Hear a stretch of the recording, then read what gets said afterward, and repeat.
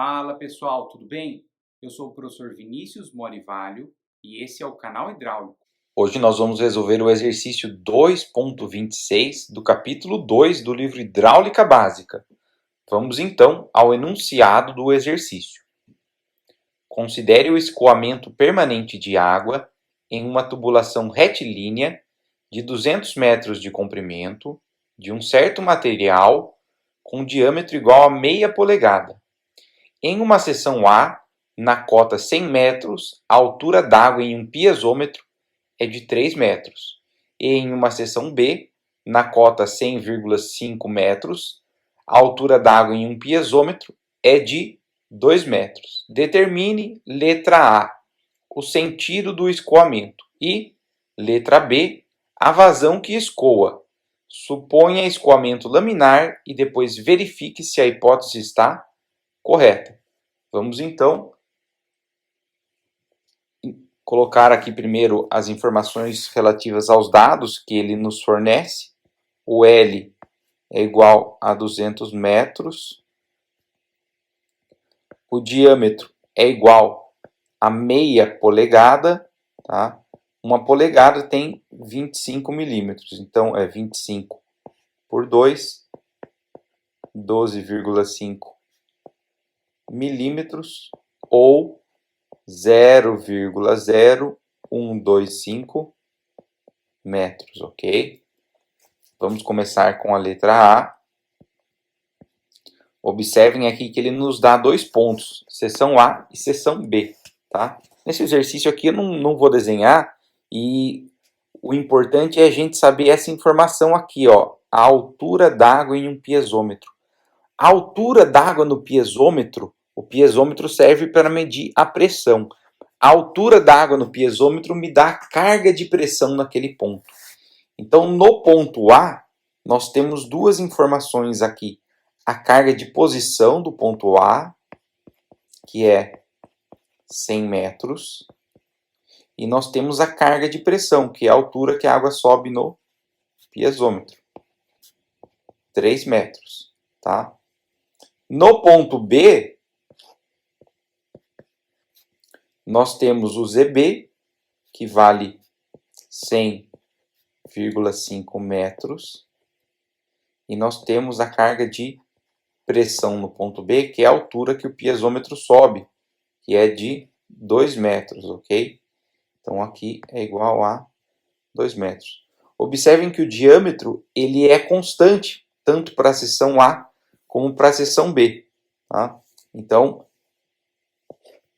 o dA é igual ao dB, e quando o diâmetro é igual, a velocidade também é igual.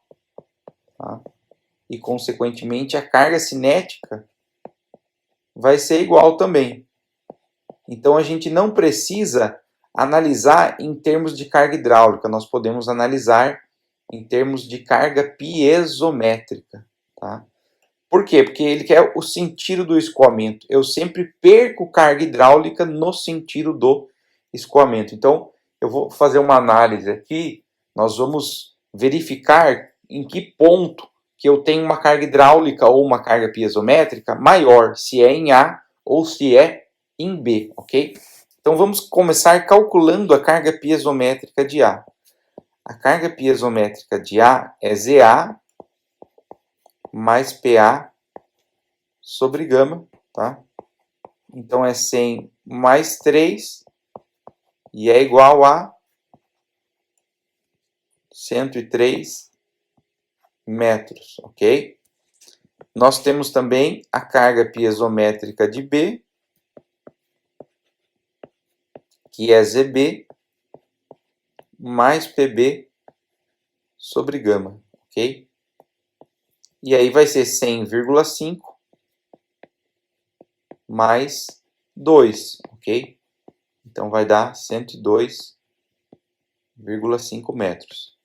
Observem que a carga piezométrica do ponto A ela é maior que a carga piezométrica do ponto B. Então, ó, vou escrever aqui. Carga piezométrica de A, CPA, é maior que a carga piezométrica de B. Como eu não tenho nenhuma máquina entre esses pontos, e eu sempre perco carga hidráulica no sentido do escoamento, se eu tenho uma diminuição da carga piezométrica, é porque a carga hidráulica está diminuindo, ok? Lembrando que só estamos analisando em termos de carga piezométrica e desconsiderando a carga cinética, porque a carga cinética é igual em ambas as seções, ok? Então, se a carga piezométrica do ponto A é maior que a carga piezométrica do ponto B, então eu vou colocar aqui vírgula, logo o sentido é de A para B. Nós já vimos exercícios assim e já resolvemos no capítulo 1, tá?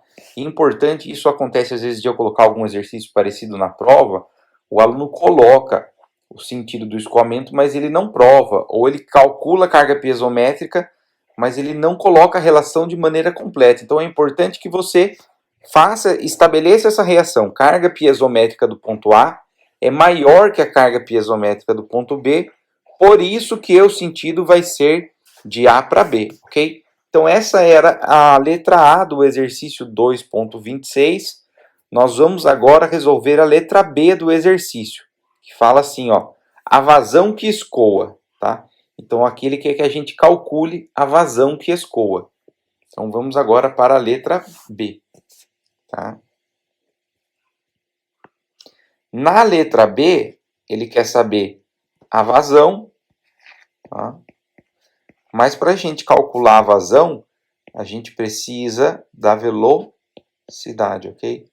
Nós não temos a velocidade também. Então aqui a gente vai ter que calcular a velocidade por meio de outras equações que a gente possa relacionar elas, tá? E a equação que aparece a velocidade que a gente consegue complementar é essa aqui, ó. É a equação universal da perda de carga ou de Darcy-Weisbach. ΔH é igual a F L sobre D V ao quadrado sobre 2G, ok? O L eu tenho a 200 metros, então esse aqui está certo. O diâmetro eu tenho, meia polegada, o 2G é constante. Percebam que nessa equação aqui fica faltando o fator de atrito e fica faltando a velocidade, ok? Ele fala, ó, suponha escoamento laminar, tá? E essa informação, suponha escoamento laminar, ela é importante porque, dependendo do tipo de escoamento, a gente tem fatores de atrito diferentes, tá? Então, para o escoamento laminar, o fator de atrito é 64 sobre o número de Reynolds, tá? Eu não consigo calcular o número de Reynolds inteiro, mas eu consigo calcular uma parte dele, e é o que a gente vai fazer, tá? Então, o Reynolds, ele é velocidade vezes diâmetro, dividido pela viscosidade cinemática, tá? Observem que nesse caso, o diâmetro eu tenho, a viscosidade cinemática da água é constante, 10 a menos 6. A única coisa que eu não vou ter é a velocidade, tá? Então, nós vamos calcular o número de Reynolds e vamos deixar em função da velocidade. Aí a gente coloca no fator de atrito. Vamos lá? Então, aqui vai ficar assim, ó. Reynolds é igual a V vezes D pela viscosidade cinemática. Aqui vai ficar a velocidade 0,0125, que é o diâmetro, meia polegada, dividido por 10 a menos 6. Esse 10 a menos 6 que está dividindo, ele vai passar para cima multiplicando, tá? E aí, isso aqui vai ficar assim, ó, 1,25, tá? Vezes 10 a quarta, vezes a velocidade, né? Trabalhando com as potências, a gente vai chegar nesse resultado aqui. 1,25 vezes 10 a quarta, vezes a velocidade. Esse valor a gente vai colocar ele no fator de atrito, tá? Então, aqui vai ficar assim, ó, o fator de atrito é igual a 64. E como é 64 sobre Reynolds, No lugar do Reynolds, a gente vai colocar isso. 64, 1,25 vezes 10 à quarta, vezes a velocidade. E aqui eu estou trabalhando com potência, com base 10, mas você pode trabalhar com os números decimais ou escrever os zeros, não tem problema nenhum, tá? Então chegamos aqui ao máximo que a gente conseguiu desenvolver do fator de atrito, tá? Percebam que o fator de atrito agora a gente já tem ele em função da velocidade. E o que a gente quer descobrir é a velocidade. Inclusive aqui eu esqueci de falar do ΔH. O ΔH a gente tem. Como que a gente calcula o ΔH? A perda de carga hidráulica entre A e B, ela é a carga piezométrica de A menos a carga piezométrica de B, tá? Eu podia fazer a carga hidráulica de A menos a carga hidráulica de B. E aí a carga cinética, mesmo sem eu saber, como ela é igual, essa carga cinética ela vai acabar sendo cancelada também, tá? Então, dá na mesma, independentemente da metodologia que a gente escolha para fazer o cálculo, tá certo? Vamos então continuar agora. Então aqui vai ficar assim, ó, carga piezométrica de A, ela é 103 menos 102,5, então dá 0,5 metros, tá? Agora que a gente tem a perda de carga hidráulica, a gente vai substituir todos esses valores na equação universal da perda de carga ou de Darcy-Weisbach. ΔH igual a F, L sobre D, V ao quadrado sobre 2G, tá? Então aqui vai ficar assim, ó, 0,5. No lugar do fator de atrito eu vou colocar 64 dividido por 1,25 vezes 10 à quarta vezes a velocidade, tá? Aí no lugar de L, o L é 200, ok? Então, aqui eu vou colocar 200, tá? Dividido pelo diâmetro, 0,0125,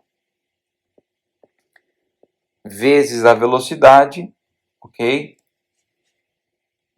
Elevado ao quadrado, dividido por 19,6, ok?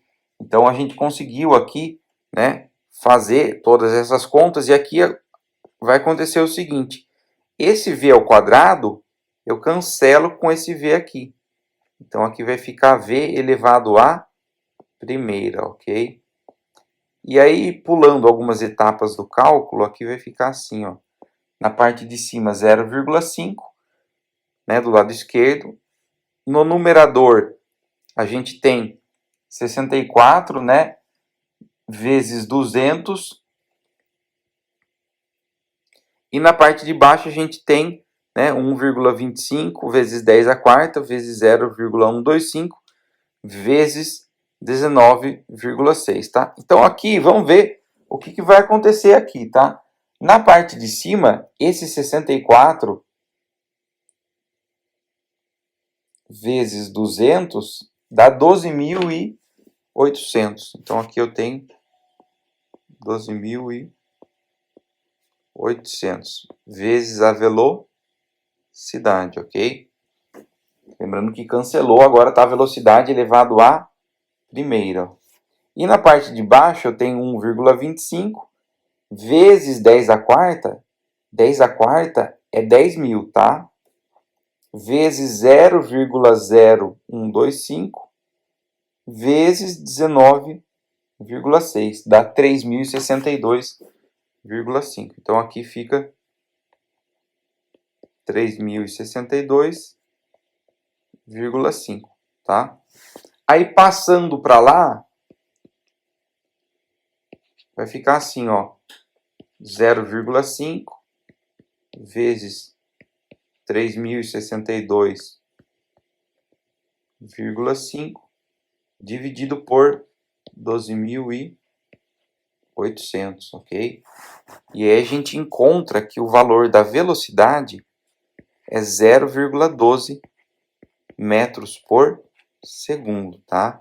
Observem que é um valor menor do que os valores que a gente costuma trabalhar, em torno de 0,5 até 3 metros por segundo, tá?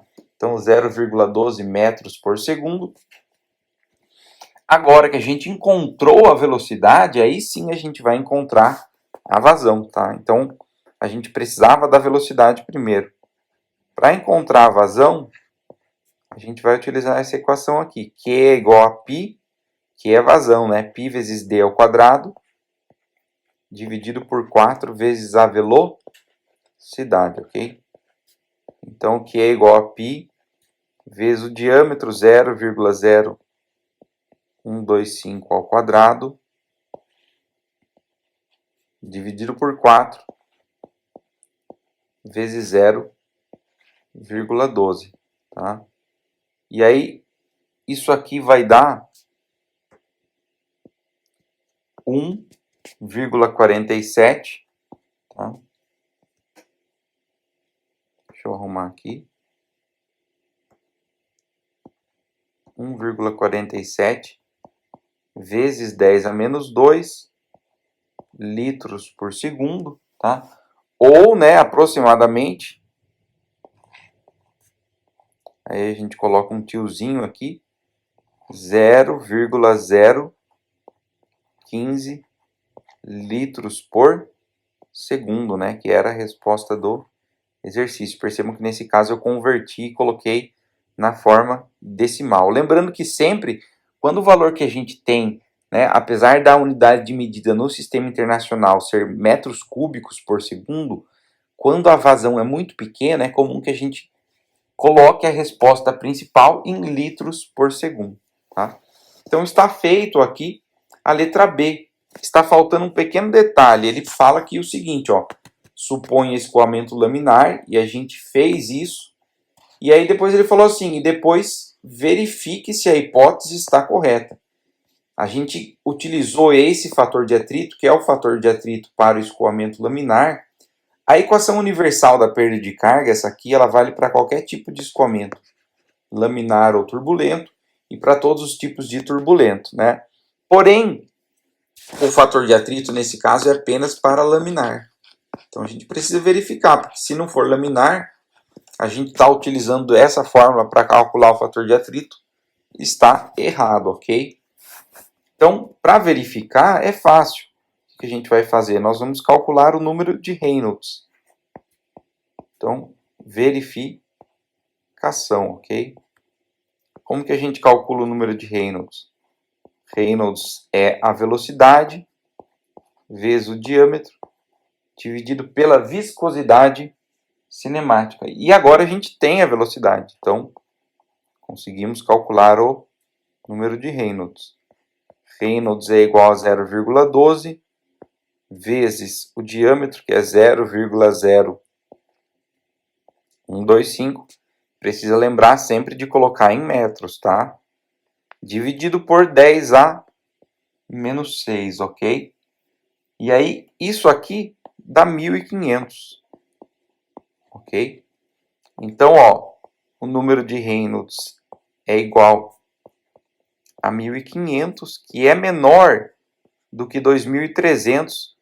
O limite varia um pouquinho de autor para autor, alguns consideram 2.400, outros 2.000, mas independentemente disso, é menor do que o limite máximo para que o escoamento deixa de ser laminar, vira transitório e depois turbulento. Então, Reynolds é igual a 1.500, menor que 2.300, portanto, está confirmada a hipótese e a gente pode dizer que o escoamento é laminar, ok? Então, esse foi o exercício 2.26. Espero que você tenha gostado do exercício. Um grande abraço e até o próximo exercício.